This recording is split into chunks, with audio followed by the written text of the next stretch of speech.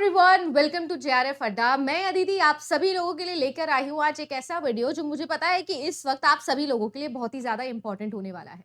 मुझे पता है कि आप सब लोगों ने अपना अपना रिजल्ट देख लिया होगा और मैं हमेशा से एक बात मेंटेन करके चलती हूँ। पिछले लगभग 4 साढ़े 4 साल से जो मैं वीडियोस बना रही हूँ उनमें हमेशा मैंने आप लोगों को एक चीज बोली कि प्रोसेस पर हमको ध्यान देना होता है।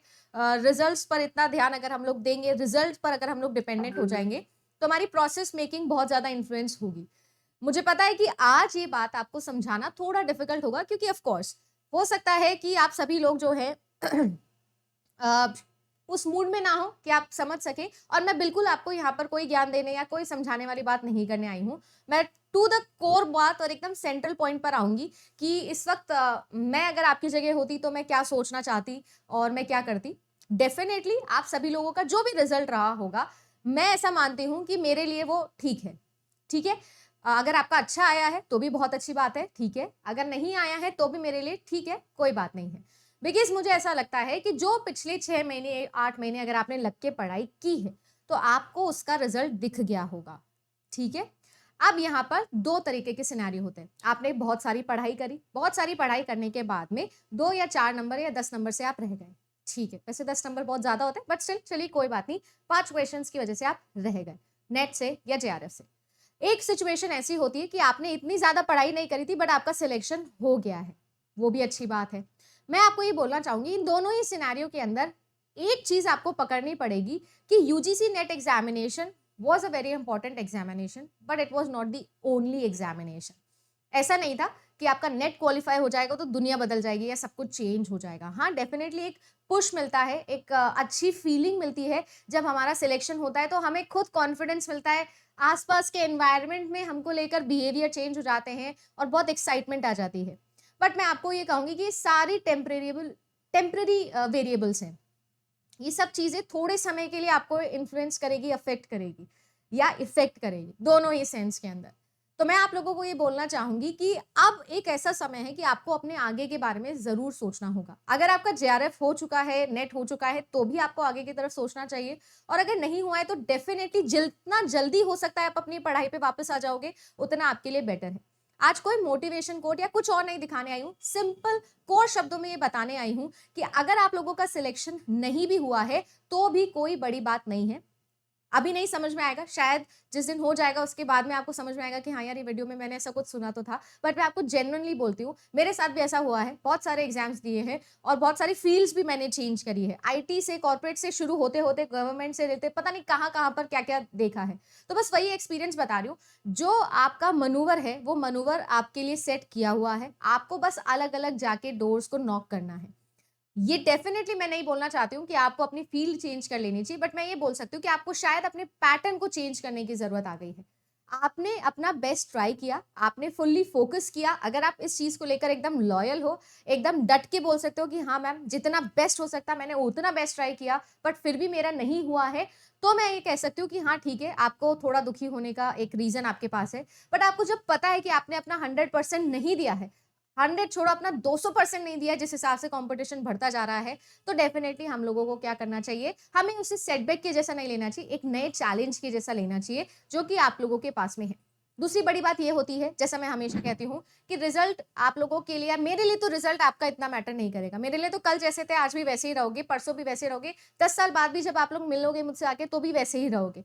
क्योंकि मुझे पता है कि क्या मतलब होता है तैयारी का, है ना, नॉलेज गेनिंग का क्या मतलब होता है, पर्सनालिटी डेवलपमेंट का क्या मतलब होता है। तो ये सारी चीजों पर आपको फोकस करना चाहिए कि पिछले 6 महीने में आपने क्या पॉजिटिव्स लिए। पता है बहुत दुखी होंगे, थोड़े डिसहार्टन भी होंगे, थोड़े डीमोटिवेटेड भी होंगे, बट मेरा काम यही है कि मैं आज आपको ये बताने आऊं that it is very important कि अपने आप को आपको उठाना पड़ेगा। इस वक्त आपके आसपास ऐसा कोई नहीं होगा जो आपको उठाएगा, सिर्फ आप ही हो जिसको आपको ये काम करना होगा। और जैसा हमेशा कहते हैं, जेआरएफ अड्डा वही प्लेटफॉर्म है जहां पर मैं हमेशा बोलती हूँ कि कमेंट सेक्शन हमेशा ओपन होता है, चाहे आप नेगेटिव लिखो चाहे आप पॉजिटिव लिखो। क्यों? क्योंकि मुझे चाहिए कि आप वो अपना प्लेटफॉर्म समझो कि हाँ यार जो मन में है वो लिख देते हो। कभी कभी बच्चे बहुत ही अजीब अजीब चीजें भी लिखते हैं, बट चलो कोई बात नहीं, उनके मन में जो चल रहा है वो लिख सकते हैं। तो I am always there for you, आपको मैंने बता दिया है। और ये जो प्रोग्राम मैं आज आप लोगों से डिस्कस करने वाली हूँ, ये प्रोग्राम मैं बहुत पहले से सोच के बैठी थी। मैं ये तब सोच के बैठी थी जब आपकी आंसर की भी नहीं आई थी। और बहुत सारे बच्चे थे जिन्होंने मुझे बताया, क्योंकि पिछले 4 सालों में मुझे बहुत सारे ऐसे बच्चे मिले हैं कि मैम मैं 2 नंबर से रह गया, मैं इतने से रह गया, मैं उतने से रह गया। बहुत सारे ऐसे स्टूडेंट हैं जो आज शायद मेरे साथ में काम कर रहे हैं, वो ऐसे बच्चे थे कि मैम 2 नंबर से जेआरएफ रह गया, जेन्युइनली 1 क्वेश्चन से जेआरएफ रह गया। ऐसे भी बहुत सारे बच्चे हैं जो मैंने देखे हैं, है ना? और ऐसे भी देखे हैं जिन्होंने मैम एक ही बार तैयारी करी थी, 3 महीने की तैयारी करी थी, नेट निकल गया। तो वो सब अलग सीन है, वो किस्मत का सीन है। हम जिस चीज़ को कंट्रोल ही नहीं कर सकते, वो एक्सट्रानॉशियस वेरिएबल्स हैं। हम कंट्रोल ही नहीं कर सकते तो हम कुछ नहीं कर सकते हैं। तो इसीलिए मैं कहती हूँ कि अगर आपने तैयारी ढंग से करी है, अगर आपको ऐसा लगता है कि हाँ यार, you have given your best, तो ये प्रोग्राम मैंने सोचा था। उन बच्चों के लिए स्पेशली जो ऐसा बोलते हैं कि मैम हमको एक स्ट्रक्चर्ड वे में पढ़ना है, हमको एक तरीके से तैयारी करनी है, शायद एक पैटर्न में इम्प्रूवमेंट लेके आने की कोशिश करनी है। सबसे इम्पोर्टेंट चीज़ है अपने आप से ऑनेस्टी, लॉयल्टी और अपने लिए एक डिसिप्लिन। ये 2 चीज़ें हैं जो मुझे ऐसा लगता है कि आप अपने पैटर्न में लेके आइए, आपको रिजल्ट्स दिखेंगे। कभी-कभी ऐसा होता है कि कोई टॉपिक शायद थोड़ा और डीप में पढ़ना था पर आपने नहीं पढ़ा। कभी-कभी ऐसा हो सकता है कि किसी टॉपिक को इतना डीप में पढ़ने की ज़रूरत नहीं थी, आपने बहुत डीप में पढ़ लिया। इसीलिए एक एक्सपीरियंस्ड गाइडेंस होना बहुत ज़्यादा ज़रूरी है। उस गाइडेंस की पूरी ज़िम्मेदारी लेते हुए ये प्रोग्राम है जो मैं लॉन्च कर रही हूँ, मेरी पूरी टीम के साथ में। तो चलिए इस प्रोग्राम के बारे में आपको बताती हूँ। अगर आप लोग फॉर द फर्स्ट टाइम मुझे देख रहे हो तो मेरा नाम अदिति है। मैंने भी जेआरएफ क्वालिफाई किया है। पेपर मेरा कंप्यूटर साइंस है और आपको वहीं से गाइडेंस दे रही हूँ। कुछ सरकारी, कुछ प्राइवेट ऑर्गेनाइजेशंस का एक्सपीरियंस है। 5-6 साल का टीचिंग एक्सपीरियंस है, 4 साल का जो है वो एडटेक का एक्सपीरियंस है, वही आप लोगों से यहाँ पर शेयर करती हूँ। अब मैं सबसे पहले तो आप लोगों को ये बताना चाहूँगी, प्रोग्राम के बारे में बताऊँ उससे पहले मैं ये बताना चाहूँगी कि यहाँ पर 2 सिचुएशन है। 2 सिचुएशन ये हैं कि आप सभी लोगों का जो नेट वाला पार्ट था वो क्लियर हो गया और आप अगले साल जो है या अगली बार जो जून है उसके लिए जेआरएफ के लिए पेपर देना चाहते हो। या एक ऐसी सिचुएशन हो सकती है कि आपका नेट भी नहीं हुआ है और आपका जेआरएफ भी नहीं हुआ है। दोनों ही सिचुएशन जो है वो हमारे लिए एक ऐसी सिचुएशन है जिसमें हमें अब एकदम नए तरीके से चीज़ों को शुरू करने की ज़रूरत है। बट शायद इतने भी नए तरीके से करने की जरूरत नहीं है। थोड़ा सा अगर आप पीछे जाओगे, रेट्रोस्पेक्टिव स्टडी करोगे तो आपको ये चीज़ रियलाइज होगी कि बहुत सारी चीज़ें हैं जो आपने ऑलरेडी समझी है, पढ़ी है और वो बहुत सही तरीके से आप लोगों को समझ में आती भी है। अभी नहीं समझ में आएगा, 2-3 दिन नहीं समझ में आएगा क्योंकि आप थोड़ा रिजल्ट को लेके हैवी माइंडेड होंगे, थोड़ा हैवी हार्टेड होंगे। That is fine. अपना टाइम लो, थोड़ा गैप लो, थोड़ा चेंज करो, उसके बाद में दोबारा से शुरू कर देना। बट मैं ये कह रही हूँ 2-3 दिन से ज्यादा नहीं, क्योंकि रिदम ब्रेक हो जाएगा। वैसे भी ब्रेक हो चुका होगा। मुझे पता है कि आंसर के आने के बाद में या रिजल्ट एग्जाम देने के बाद में आपने कुछ भी पढ़ाई नहीं की होगी सिंसियरली, जितनी पढ़ाई शायद आप लोग अपने एग्जाम के लिए कर रहे थे। ठीक है, बट मैं ये जानती हूँ अगर आपने अपने बेस्ट, अपनी लाइफ की सबसे ज्यादा मेहनत अगले 6 महीने कर दी तो आपका नेट भी निकल जाएगा और उसके बाद आपका करियर भी सेट हो जाएगा। क्योंकि ऐसा नहीं है कि नेट निकालने के तुरंत बाद चीजें ठीक हो जाती है। मैं आपको ये ऑनेस्ट फैक्ट बताती हूँ, हमेशा बताती हूँ। नेट सिर्फ एक स्टेपिंग स्टोन है, उसके बाद पूरा अरीना खुल जाता है और बहुत सारी चीजें होती है।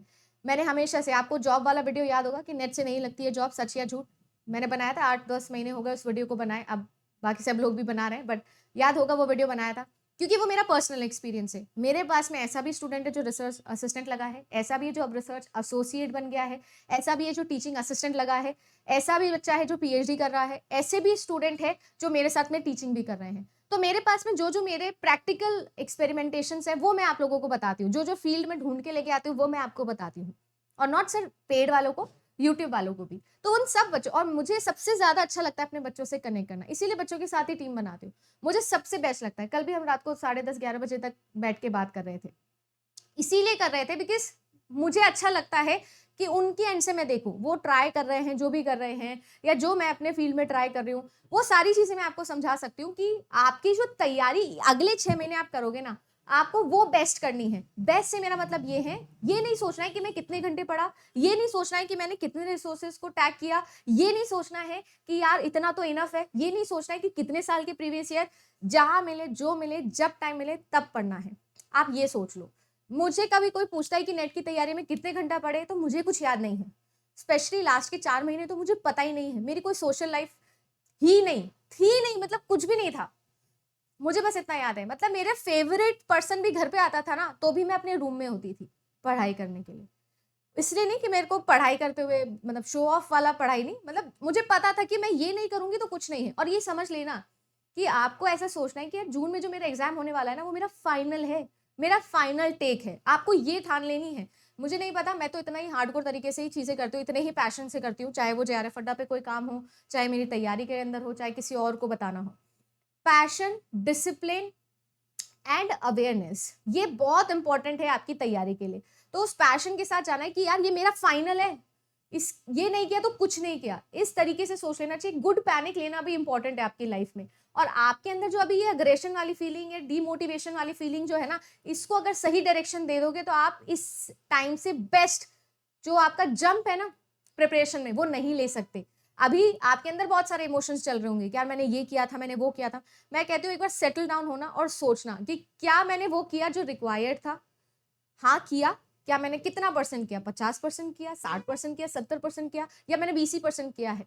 ये सोचना, क्योंकि हर आदमी हर किसी को उल्लू बना सकता है, झूठ बोल सकता है, अपने आप से झूठ नहीं बोल सकता। मैं मानती हूँ बहुत सारे जेन्युइन केसेस होंगे कि मैम शायद हम यूआर कैटेगरी की वजह से रह गए, मैम शायद हम दूसरी कैटेगरी में होते तो निकल जाते। ये भी बहुत सारे ख्याल है जो आते हैं मेरे पास, पता है बहुत सारे बच्चे आते हैं जो ये चीज बोलेंगे, अभी भी आप लोगों के मन में चल रही है। बट मैं आपको ऐसा बोलती हूँ, ऐसा बिल्कुल नहीं है।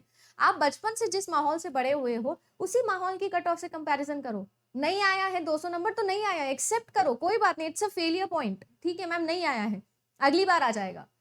100 क्वेश्चन ही तो है ना। टारगेट डिसाइड करो, गोल डिसाइड करो, और फुल डिसिप्लिन के साथ में अगले 6 महीने मुझे दे दो, बस। मैं और कुछ आप लोगों से नहीं डिमांड कर रही हूँ।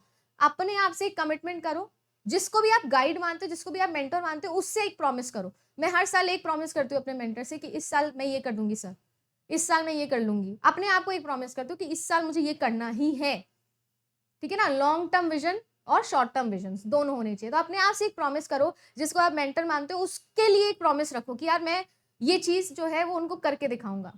और किसी को प्रूव करने के लिए, किसी और के लिए, रिश्तेदार के लिए, मम्मी पापा के लिए, ये सब चीजें ठीक है, वो सेकेंडरी है, वो मैटर नहीं करनी चाहिए। आपका मेन गोल होना चाहिए कि यार आपका करियर सेट होना है, आपकी तैयारी स्ट्रांग होगी, आपके अंदर अच्छे गट्स होंगे, अच्छे से नॉलेज डेवलप करोगे, तो सिर्फ नेट नहीं, आगे की चीजें भी क्लियर हो जाएगी। पीएचडी एंट्रेंस आएगा, इंटरव्यू आएगा, रिसर्च असिस्टेंट वाला पोस्ट आएगा, टीचिंग असिस्टेंट वाला पोस्ट आएगा, सेट एग्जामिनेशन आएंगे, पीजीटी एग्जामिनेशन आएंगे। अभी फर्स्ट ग्रेड की बहुत सारी वैकेंसी निकलने वाली है, वो आएगी। जितना भी बच्चा है ना जो 1-2 नंबर से या 1-2 क्वेश्चन से रहा है, मैं गारंटी कहती हूँ कि DSSS भी पीजीटी का फॉर्म भर देना, आपका सिलेक्शन है, सरकारी नौकरी है आपकी, ये मैं गारंटी कर रही हूँ आपको। बस वही डिसिप्लिन चाहिए, बट तैयारी में, पेपर अवेयरनेस में, जब आप पेपर देने जाओ तो वही सारी ट्रिक्स अप्लाई करनी है जो आपने मेहनत से सीखी है।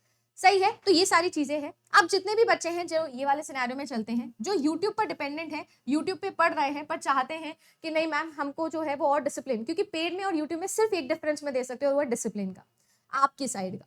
मैं तो पूरी मेहनत करके कोशिश करती हूँ दोनों जगह चलने का, पर वो आपकी साइड के डिसिप्लिन का है। और मुझे पता है कि एक पूरा गाइडेंस प्रोग्राम आपके पास होता है, एक डिसिप्लिन होता है, तो वो आपको पेड में मिलता है। बस यही डिफरेंस है जो मैं आपको बेस्ट दे सकती हूँ। रिसोर्सेज का डिफरेंस दे सकती हूँ, टाइम बाउंड चीज़ों का डिफरेंस दे सकती हूँ, वो सारी चीज़ें ठीक है। अब ये है कि बहुत सारे बच्चे हैं जो मुझे बोलते हैं कि मैम आपका प्राइस थोड़ा कम कर दीजिए, हम यूट्यूब पे हमारा इतना था उतना था। तो आज मैंने एक चीज़ डिसाइड की थी, मतलब डिसाइड तो बहुत पहले कर ली थी, पर जो बच्चा है जो यूट्यूब पे पढ़ता है और पेड नहीं ले सकता है, अफोर्ड नहीं कर सकता है, कोई बात नहीं है, आप यूट्यूब पे पढ़ो, कोई इश्यू नहीं है। पर जो बच्चा है जो यूट्यूब पे पढ़ रहा है और उसको ऐसा लगता है कि उसका स्कोर ठीक ठाक है और वो पेड लेना चाहता है, पर उसको लगता है कि यार मैं इतना सारा कैसे पे करना करूंगा, जो कि नॉमिनल ही कॉस्ट है, बट आपको ऐसा लगता है, उसके लिए है स्कॉलरशिप प्रोग्राम। ठीक है, ये फर्स्ट टाइम है जब यूजीसी नेट के अंदर ऐसा कुछ लॉन्च कर रही हूँ, या कोई भी कर रहा हो, या शायद ही कोई होगा जो इस तरीके का प्रोग्राम आपको कभी लॉन्च करता होगा। ठीक है ना, ये ऑफलाइन वाला थोड़ा जोश है जो मैं लेके आना चाहती हूँ। मैं चाहती हूँ कि ऐसा हो, स्कोर वाइज चीजें चले, है ना। तो अगर आपको ऐसा लगता है ना, तो मैं चाहती हूँ कि लेट्स ट्राई, देखते हैं कि हम क्या बेटर कर सकते हैं। मान लीजिए कि आप सभी लोग हैं जिन्होंने स्कोर किया, जिन्होंने दिसंबर वाला एग्जाम दिया, और जो भी आपका स्कोर आया वो आपने निकाल लिया, आपके रिपोर्ट कार्ड में लिखा हुआ होगा जब आपने रिजल्ट देखा है। अब मैं उसके बिहाफ पर आपको एडमिशन दे रही हूँ स्कॉलरशिप क्राइटेरिया पे, जेआरएफ अड्डा के पेड प्लेटफॉर्म पर। कैसे दे रही हूँ, ध्यान से सुनिएगा। अगर मान लो आपका 50% स्कोर आया है, अगर आपका 50% स्कोर आया है, सॉरी आपका 50% नहीं, आपका 70% स्कोर आया है, इमेजिन करिएगा 70% आपने स्कोर किया है। अब आपने 70% स्कोर किया है, तो मुझे लगता है कि मेजॉरिटी ऑफ द केसेस में आपका नेट हो चुका होगा या जेआरएफ हो चुका होगा, या फिर नेट हो चुका होगा, जेआरएफ में 2-4 चीजों से रह गए होंगे, मान लो ऐसा होता है। ठीक है, अगर ऐसा सिनेरियो है तो मैं आप लोगों को कह रही हूं कि मैं आपको 50% ऑफ है, 50% स्कॉलरशिप है आपको, आप पढ़ो, आधे पैसों में पढ़ लो, कोई दिक्कत नहीं है। आपको 50% की स्कॉलरशिप है। आपको ऐसा लगता है कि आपका स्कोर 60% गया है, 60% स्कोर आया है आपका, आउट ऑफ 300 है ये, तो आपको मैं 30% की स्कॉलरशिप दे रही हूँ कि आप 30% पढ़ लो। मेरी भी और आपकी भी, दोनों की जो कॉस्ट इफेक्टिंग है वो खत्म हो जाएगी। अगर आपको लगता है कि आपका 50% स्कोर आया, 50% स्कोर मतलब 150 स्कोर आया आपका 300 में से, है ना, और आपका नहीं हुआ है, तो आपको 20% का स्कॉलरशिप मैं दे रही हूँ। ठीक है, डील है। स्कॉलरशिप दे रही हूं नंबर के बाद के टाइप से। आपका मान लीजिए कि आपका, आप बोलते हो कि मैम मेरा तो 170 नंबर बना है यार, मेरा क्यों नहीं हुआ, मुझे तो कैसे, क्या है ऐसा, वो वाली गाइडेंस प्रोग्राम अलग होती है ना, शायद पैटर्न शिफ्टिंग की है। और क्या, 10 नंबर, 20 नंबर, 30 नंबर बढ़ाने हैं हमको, मेरा टारगेट हमेशा 200 होता है, तो मैं कहती हूँ कि 30 नंबर बढ़ाने हैं हमको, तो उसके लिए आपको ऐसा लगता है तो वो स्कॉलरशिप प्रोग्राम है। ठीक है ना, ये स्कॉलरशिप है, ये डिस्काउंट नहीं है, मैं पहले ही बोल देती हूँ आपको। बहुत मेहनत से और प्यार से बनाया है ये स्कॉलरशिप प्रोग्राम, और काफी मनाया है पूरी टीम को। तो मैं ये कह रही हूँ कि ये डिस्काउंट नहीं बोलना है इस चीज को, ये स्कॉलरशिप है। ठीक है ना, मुझे ऐसा लगता है कि अगर वाकई में कोई बच्चा है जो डिजर्व करता है तो उसको मिलना चाहिए ऑफ। ये डिस्काउंट नहीं, डिस्काउंट सबके लिए होता है, ये डिस्काउंट नहीं है, ये स्कॉलरशिप प्रोग्राम है। और स्कॉलरशिप प्रोग्राम में अगर आप पार्टिसिपेट करना चाहते हो तो ये प्रोग्राम जो है ये आप लोगों के लिए अभी से, जैसे मैंने ये वीडियो बना दिया तब से ऑन है, बट ये सिर्फ 3 दिन के लिए होगा। अगले 3 दिन में अगर आप इसको रजिस्टर कर पाते हो तो आप कर लीजिए, क्योंकि उससे ज्यादा मुझे अलाउंस नहीं मिला है। 3 दिन के लिए टीम अग्री है, 3 दिन मैं आपको दे रही हूँ इस स्कॉलरशिप प्रोग्राम के लिए। आप सपोर्ट टीम पे कॉल कर सकते हो, आपको एक लिंक भेजा जाएगा जहां पर आप अपना स्क्रीनशॉट शेयर कर देना रिजल्ट का, तो वो कन्विंस हो जाएंगे। अगर आप जेन्युइन है तो आपको उतना परसेंट स्कॉलरशिप मिल जाएगा। I hope this deal is done. ठीक है जी, अब इसके बाद में क्या प्राइस हो जाएगी ये मैंने आपको बता दिया है। देखो 50% डिस्काउंट के बाद में जो आप लोगों का पेपर 1 का प्राइस है वो ये हो जाएगा। ठीक है, आप लोगों का 60% अगर आपका स्कोर गया है तो ये प्राइस में आपको मिलेगा, और 50% अगर आपका स्कोर गया है तो ये प्राइस में आप लोगों को मिल जाएगा। पेपर 1 प्लस पेपर 2 लोगे तो आप लोगों का अगर 70% स्कोर आ रहा है तो आप लोगों को 7,000 में पूरा paper 1 plus paper 2 plus test series plus handbooks, दोनों पेपर 1 की और पेपर 2 की सब मिल जाएगी। इमेजिन, अगर आप लोगों का 60% स्कोर है तो आप लोगों को 9,799 रुपए के अंदर सब कुछ मिल जाएगा। और अगर आप सभी लोगों के लिए 50% स्कोर है तो 11,200 रुपए या 11,199 रुपए के अंदर आप लोगों को सब कुछ मिल जाएगा। ये सब कुछ या इन सब कुछ के अंदर जो है वो सब कुछ है, मतलब पेपर 1 भी है, ठीक है, और आपकी हैंडबुक भी है। पेपर 1 की हैंडबुक आ गई है, कल दिखाऊंगी, बहुत एक्साइटेड हूँ उस चीज को लेकर, बट एनीवेज, है ना, ये पेपर 1 है।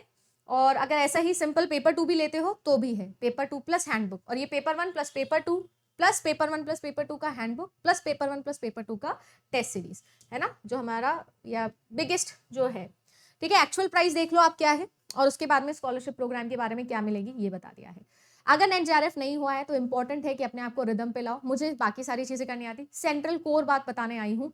नहीं हुआ है, आई नो, मैं आपकी जगह रही हूँ, ऑफकोर्स एग्जाम्स दिए हैं, नहीं सिलेक्ट हुई हूँ, कभी सिलेक्ट हुई हूँ, तो उसी एक्सपीरियंस से बता रही हूँ। मनूवर आप लोगों का सेट है, आपको बस सही दरवाजे को नॉक करने की जरूरत है, सही डायरेक्शन अपने आप को देने की जरूरत है। अगर आपको ऐसा लगता है कि आप मेरे साथ में आना चाहते हो, आप किन्हीं रीजंस की वजह से, या आपको ऐसा लगता है you are deserving candidate but due to some cost issues आपको ऐसा लगता है, तो जेआरएफ अड्डा के स्कॉलरशिप प्रोग्राम में आप पार्टिसिपेट कर सकते हो। आपको ऐसा लगता है कि नहीं मैम नहीं है, हम तो यूट्यूब से ही है, आप यूट्यूब से पढ़ो, मैं उतनी मेहनत आपके लिए कर रही हूँ, ये आपका डिसीजन है, इसमें मैं कुछ नहीं बोलूंगी। सब समझदार हो, अडल्ट लर्नर्स हो, it is depending upon you.